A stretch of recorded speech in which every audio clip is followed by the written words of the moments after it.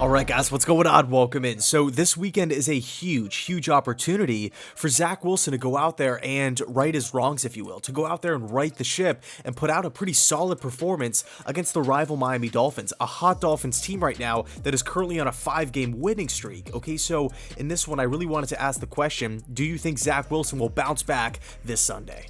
So right off the bat, we take a look at this Miami Dolphins team. They're a 6-7 squad. Okay, again, currently on that 5-game winning streak with some pretty notable wins there. Tua is playing some pretty good football, not turning the ball over, super efficient. He's completing a lot of passes. He's not putting the defense in bad positions, nothing like that. The offense is doing enough, and you take a look at this defense, they rank in the top 10 in rushing yards per game and rushing touchdowns per game. That's actually a unit that's gotten a lot better over this winning streak.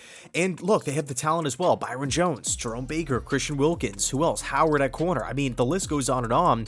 And of course, this game is going to be in South Beach. It's going to be in Miami. Okay, so on the surface, at face value, it won't be a walk in the park for Zach Wilson, but I will say this. I do feel like the Jets have a couple of things working in their favor for this upcoming matchup, a couple of positive points that I feel like is relevant to bring up. Number one, this is a Dolphins team that we've seen before. Okay, Mike LaFleur has already had an up-close and personal look at this Brian Flores defense just a couple of weeks ago. Yes, the Jets lost the game 24-17, but it wasn't one of those putrid offensive performances where we just couldn't move, we couldn't put up any points at all. That was actually the game where Joe Flacco played some pretty good football. Nearly 300 passing yards, I believe the exact number was 291, 2 touchdowns, no interceptions. He did a really good job of spreading the football around. Elijah Moore, 8 catches, Jamison Crowder, 6 grabs. I believe 8 different targets, 8 different players had catches in that game. So they did a really good job of keeping the Dolphins defense off balance. Miami was sending a lot of blitzes. Joe Flacco did a good job of hanging in there, knowing where to go with the football.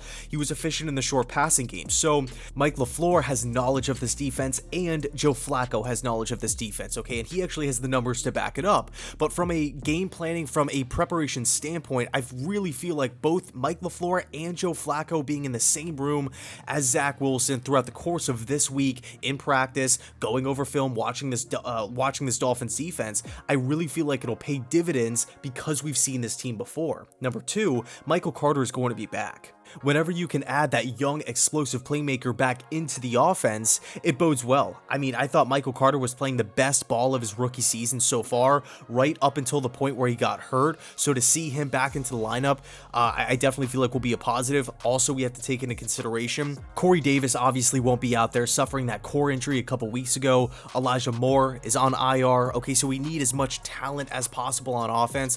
I expect Michael Carter to get a lot of targets, both in the run game and in the pass game. Number three, even though this Dolphins team has won a lot of games over the last few weeks, they're currently sitting here at 6-7, there's still an area of this defense that needs a lot of work. Okay, they rank 28th in the NFL in opposing passing yards per game. Okay, so yes, the run defense has gotten better. They're winning football games. They kind of have that winning formula, but that is an area that the Jets can exploit.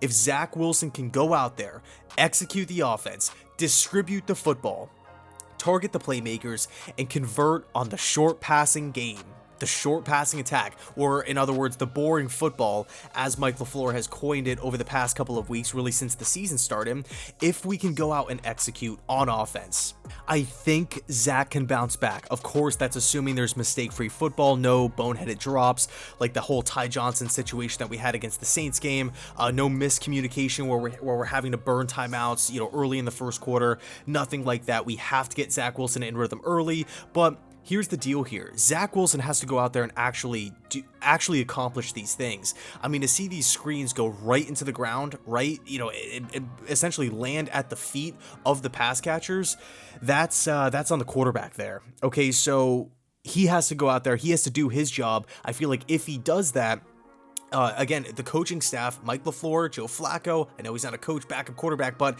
in this case, I do feel like he can provide a lot of leadership, a lot of coaching against this defense. I do feel like Wilson has a shot to put together a solid game, as crazy as it sounds. Okay, one little thing that I do want to throw in there right before I end the video, I wouldn't put it past Brian Flores to take some of the things that the Patriots defense was doing against Zach Wilson in week 2 when Zach threw 4 INTs against that stacked Pats defense, and even later in the season when the Patriots essentially neutralized the Jets offense, winning that game 54-13.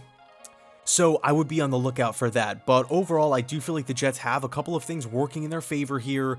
Now, of course, there are some questions. Will Saleh have this team prepared? Have this defense prepared? How will this team look on the road? The Jets have not been a very good road team at all this season. So a couple of concerns, a couple of red flags. But at the end of the day, it falls on Zach's shoulders here. It's up to him to execute, go out there, distribute the football, be the point guard of the offense. Don't put the offense and the defense in bad positions. Try not to turn the football over. And let's see what happens on Sunday. Let me know your thoughts down below in the comment section. What are you expecting from Zach Wilson? Another bad performance like we saw against the Saints, the first half of the Texans game, that second half in the Eagles game, a shaky performance, or will Zach bounce back? Anyway, thanks so much for watching. I really appreciate it. And as always, go Jets.